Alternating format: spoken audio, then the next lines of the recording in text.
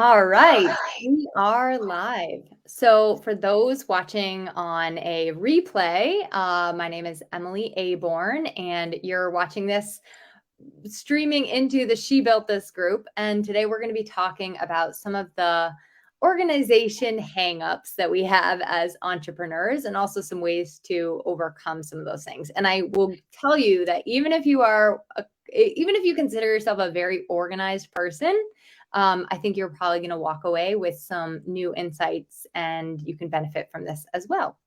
But I don't like to belabor my introduction. I like to get right into yours. So, Lorraine, why don't you tell us a little bit about you, who you are, what your business is, and how you got started? Okay. My last name is Falcone. I started my business in 2004. It's a residential home organizing business. And I decided to start this business after being in human resources for several years as both a HR rep and an HR employment specialist. And I just had had enough with it at that point and decided I wanted a change. I learned about NAPO. At the time, it was named the National Association of Professional Organizers. And I have always been an organized person. So I thought, oh, this sounds like it's just for me. I'm working with people, which is what I loved about HR. And I actually thought everyone used to be as organized, was as organized as I was. And when I realized, hey, they're not, maybe I can really help people. So I thought, here we go. I'm going to give it a shot. Started my own business. So now 18 years later, here Yeah, I I am. was just gonna say, so where are you now? So we're going to get into some of the details also about where Lorraine is at now, because probably a couple of you have seen that I posted about her business being for sale. So we want to be sure to answer any questions of those as well. But we'll get into that more at the end. I think we should focus right now on organization tips. So I am an organized person as well. And what people used to ask me is like, "Oh, you can just help me get organized. Like you're the most organized person I know. Emily can just help me." And I mean, first of all, I never volunteered to do that, but why would we consider hiring a professional organizer rather than just having like our sister-in-law help us who is really really good at being organized? Well, your sister-in-law might be the right person, but you have to know her personality and the relationship and the dynamics between your relationships. Because I've seen many people come in to help their family members and friends, and it just doesn't work out. A lot of times they're trying to help out on their spare time, and so they're a little rushed and they're trying to pressure you to make the decision.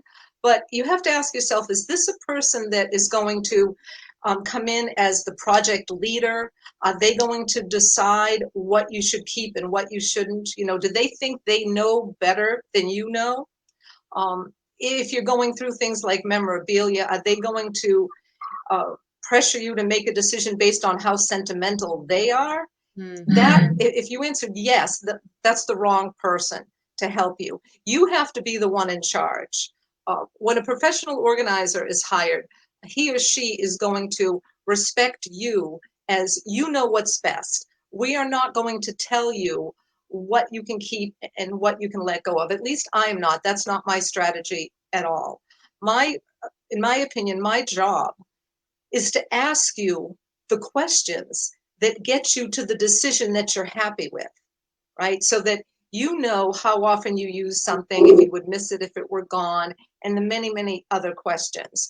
And in the end, if you still decide to keep maybe more than you have room for, I'm going to give you a solution for how to keep that stuff organized. But I may also point out that your actions are in conflict with your goal.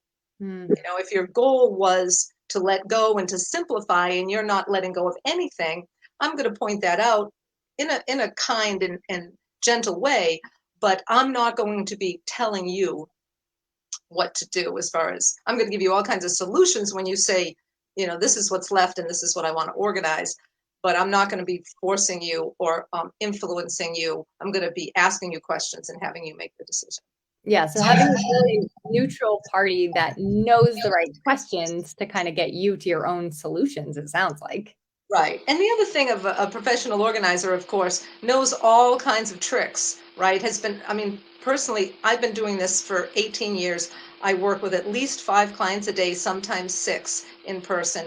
And so I have sort of tricks of the trade. I know where I can get products. So we have resources that maybe your sister-in-law wouldn't be aware of. So let's talk about one of those resources. When someone comes to you and they're like in complete disorganization, disarray, and they don't even know where to get started, where do you help to guide them in taking the first step? Well, that's really common. Many people will call me and will say, one, I'm overwhelmed. Almost everybody uses that word. And two, I don't know where to start. Even if it's just one room they want to organize, they often will say, I walk into that room and I turn around and walk out because I just don't know what to do. If your whole house needs organizing, then I recommend you make a plan. First of all, realize that it didn't get disorganized in a weekend, and it's not going to get organized in a weekend. But really think about what area is bothering you the most. Where do you lose sleep? Where are you really stressed? Maybe it's in the morning getting dressed or getting the kids out to school. So maybe if that were the case, you would start in your bedroom. Or maybe it's if you run your own business, as many people who are listening do, maybe there's a way of improving your client's experience if you were more organized, or there's a way to get paid more quickly, or to pay your bills more quickly and take advantage of a discount if you were more organized. And so once you locate that specific area, that's the area to start on. And realize you're going to start small. That's the most important thing. Don't put a day aside thinking I'm going to organize from 8 a.m. to 5 p.m. because chances are you're going to get 2-3 hours into it and you're going to walk away and you may have created a bigger mess than what you started. When I work with clients, we work in 3-hour sessions because I think you're still bright enough and clear enough to make the right decisions, and you're just not so exhausted that you're making the wrong decisions. So set it up to be realistic, and then if you really don't love organizing, when you're done, do something you like. I tell some clients, set a timer. Work for an hour and a half, 2 hours. When that timer goes off, boom, go out and garden, go take a walk, go bike ride, do something that you can look forward to when that time's up. But when you do decide where to start small. Pick one closet, maybe one dresser. Maybe you clear off just the tops of all the flat surfaces. Maybe you just start there. You want to set yourself up to succeed, because if you feel good about what you've accomplished, you'll do it again. Right. If you felt overwhelmed and felt like you did a lousy job, you may just say, "Oh, forget it. I'm not doing this anymore." So I think is one of the biggest mistakes. Sorry if it's that I can. It's kind of. that's okay. I don't think it's on my computer. So, what do you think is one of the biggest mistakes that you see when you see people trying to get organized? What do you see as the biggest mistake that they make? It's so important if you're going to be organized, you have to be aware. You have to be aware of yourself, your habits, your likes, your dislikes. And, a good example of that is in the closet. Every morning you get dressed, and I'm sure everyone has heard that we wear 20% of our clothes 80% of the time, right? And part of that is because, well, we just did the laundry and it's sort of front and center, so it's easy to get. But part of it is also because they're our favorites. So why do you pass up all the other clothes every morning? There's a reason, but you're not stopping and asking yourself, why is my closet full of things? And I walked up and said, oh, I have nothing to wear, even though your closet's jam-packed, right? It's because you're just not aware of what you like, what you don't like. Why aren't you using these things? And that's the same in really any room of the house. Sometimes I see clients where they say, all my laundry is in a laundry basket. I can't fit any of it in the bureau. But then when we look in the bureaus, they're full, but they're full of things the client never wears anymore. So it's a matter of, okay, you're aware of you've taken up all your resource, your storage resource with things that maybe were good in a past life, but aren't good for you anymore. So it's being aware. I think that's a big mistake. And putting off decisions. That's another big mistake people make. And I would say our basements are full of decisions that haven't been made.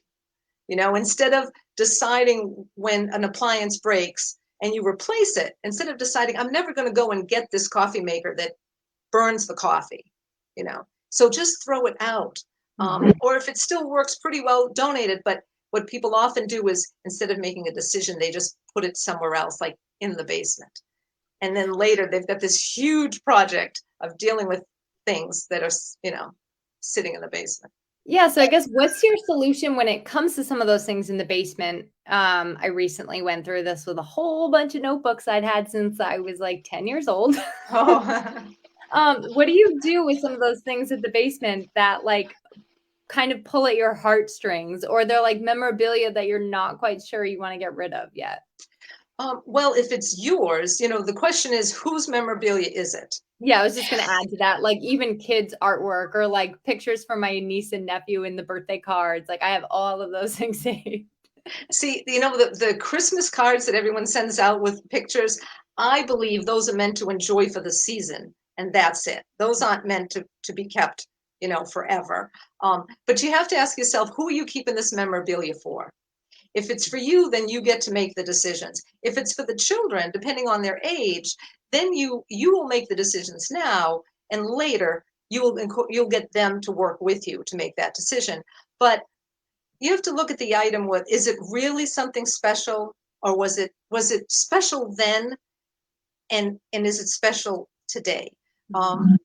If you're saving artwork for the kids, are you going to save 12 years of, or 13 from kindergarten through high school? I actually know an organizer that did that. And then she delivered 12 bins to her son when he moved into an apartment. He was not really happy. He's like, thanks for all the cotton ball sheep, Mom. Exactly. And out of all of that, he kept one bin. Wow. So what I recommend is seasonally, and the summer is a great time with school kids to sit down and go through some of these things. And some of it might have been cute, but it doesn't need to be saved. They bring home a million little pumpkins every year, but maybe the handprints things do need to be saved. The other great solution is to take pictures with the child holding the item. So you're capturing their age at the time. You've got a little date stamp. You've got the item. And if the item gets destroyed, you've got a picture of it. The other thing, personally, I like to do is the seasonal things that the kids brought home. My kids are one is 30, the other's actually, he just turned 28 last week. And I still have some of their witches that they made, they put up for Halloween. So I have their precious things, which is probably 3 or 4, there's not a lot, in the different seasonal bins. So every Halloween, I take them out and I display them, or every Thanksgiving, I might display the turkey that had their paw, their handprint on it. So there's other things to do with them rather than just piling them up. Yeah. That you inherited from. Oh, sorry. I was just going to say, if it's something you inherited from a family member, just remember your love for that family member is not tied to owning their things. People have difficulty let going of sentimental things if the individual has passed. Okay, we just had a great question. I guess going back to the clothes.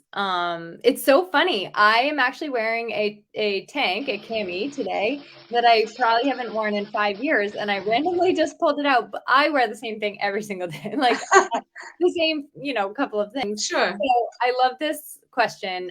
Any thoughts on organize or suggestions on organizing clothes?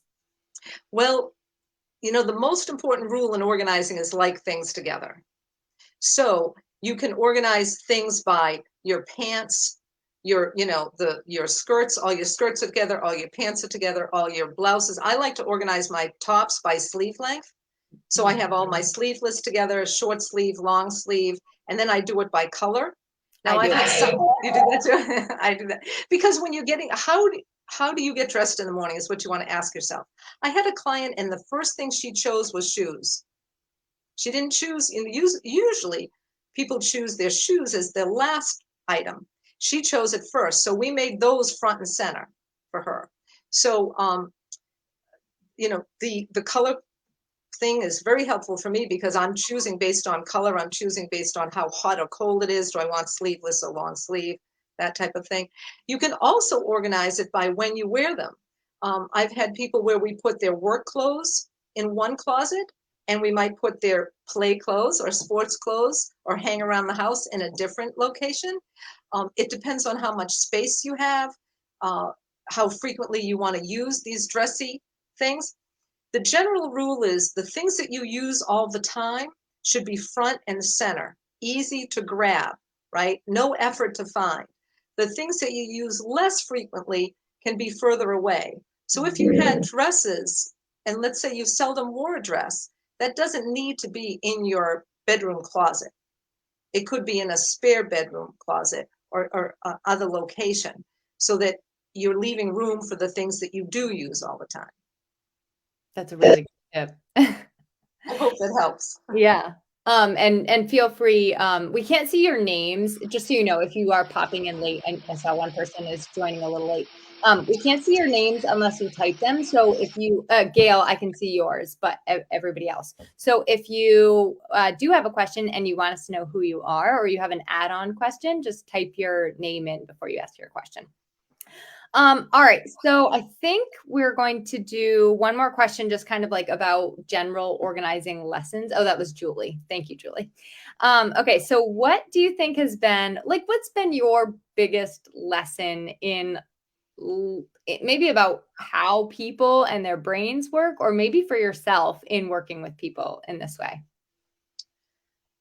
Well, one of the things that I learned early on that really surprised me is how emotional this is for clients. Um, and I'm very aware of that today. You don't know. I've had people just on our phone conversation where they start to cry.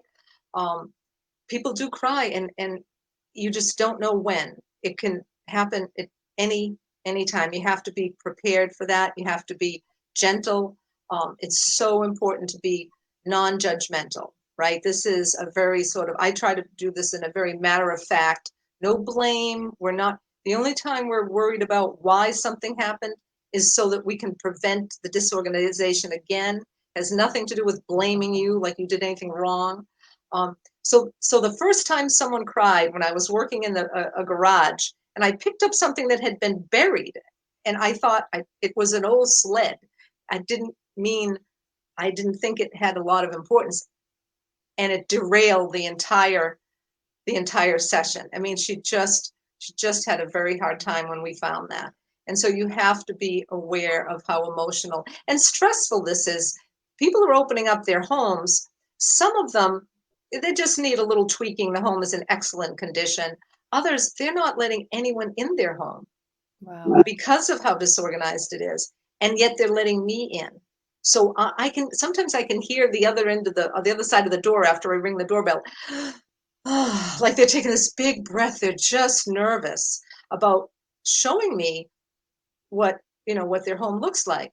But the best part is after 3 hours when they're giving me a hug because they're thrilled with what we've done. That's what's just so rewarding about this Yeah, business. I think we all kind of understand the rewards of being organized, but if you had to like pick the top three, I guess, advantages or rewards or feelings that come after getting organized, what do you think? What do you think it is? For me, the whole reason to be organized is so you know exactly what you own and where it is when you need it. I mean, that is just the bottom line. So when you don't wake up in the middle of the night because you're nervous about where is X, being organized takes the stress away and it brings calm to your living, where where you're under control. When things are disorganized, I think people have a sense of lack of control. Mhm. So, it happened to me years ago. I had a car problem, and the part had been guaranteed. And the gentleman said to me, if you can get me your receipt, all I have to charge you for is labor, but not for the part. I came home, opened the file, fingered through it, boom. I don't think it was a minute and a half, and I've had the receipt in my hand, and I just saved myself $300. So that kind of, oh, I know exactly where the receipt is. I'll go get it, as opposed to, oh, it could be anywhere. It Yeah. could take me days to find. So to me, it's you are calmer living and the sense of being in control and to take advantage of things, right? Like that discount. Okay, let's talk about first of all how people can find and connect with you, but also tell us a little bit about like the business selling process and who it would make a good fit for. Okay. Well, first of all, I'm decided to sell the business because after 18 years of working at this business and loving it, I've just decided I want to work less, to be honest. It is so ready. This business is so ready to be taken to the next level. I am turning down clients because I am just too booked. And I'm not the person to take it to that next level. I know that because after 18 years, I just don't, have it in me anymore to keep going. I want to continue working with clients. Don't get me wrong. I really enjoy this. And my hope is if the new owner is interested, I would keep going as an independent contractor. But I'd sort of like to flip. I have organizers working for me. I'd rather be someone who's working for the owner, who can then, as I said, there's many different ways you can grow this business, and it's ready. I'm always booked 4 to 6 weeks out, and because of that, I lose clients because they don't want to wait that long. So the process is everything that I have developed over the years is part of this sale. My website, my all the blog. I have 120 blogs I have written over a 10-year period. I wrote a blog every single month. Wow. I have presentations that I created myself because I like to talk to organizations and promote the business. So everything that's involved, all the policies and procedures that I've created, all the agreements. I had attorneys draw up different agreements. That's all part of the sale. Really, I have lots and lots of training material. All of that would be part of the sale. Okay. And I want, just so people can like, I want people to share this opportunity with others. And also think outside the box a little bit, because I think this would be, it's not just if you want to start a professional organizing business, like it could also be a great add-on to another business, like an interior decorating business or a professional assisting business or something like that. That's really in that similar vein. It would just make such a nice like add-on service too, and like an arm or leg of your business, and could even be run as a completely separate entity, but part of that. So right. Yeah, I like helping people think outside the box. Yeah. And I have to say, like, why I'm so drawn to like helping this opportunity is because this is what my husband and I went through when we were shifting out of our retail business. And I wish when I wish when I was opening it that I understood like the value of having, a list already built that was just ready to go, because that's the hardest part of starting your business is like, okay, now where do I find the clients? Exactly. It takes years to build up a reputation too. That, and the beauty now is I very seldom have to market because I have people coming back to me. My website brings in enough clients that my calendar is full. So, that's a nice problem to have. Agreed. Okay. Do you have any parting words for us? And also make sure to share your website so people know how to contact you. Yes, if people want to either have me help them get organized, or if they're interested in the sale of the business and they want to chat about that, I can be reached. If you go to my website, which is naturallyorganizednh.com, then there's contact information there. You can call or text me at 603-821-0736. And I'll be glad to discuss any of the above. Great. Yes. And I'll make sure I always put those in the comments afterwards. So, Okay. all And right. as far as organizing, I would just say parting thoughts, just start. Just do it. You can't do it wrong. You can't start in the wrong space. Just have some confidence in yourself and start. I love that. And if anyone has any additional questions, make sure to put them in the comments and I'll tag Lorraine or she'll see them and follow up with you. So thanks everyone and have a great rest of your Wednesday. Thank you.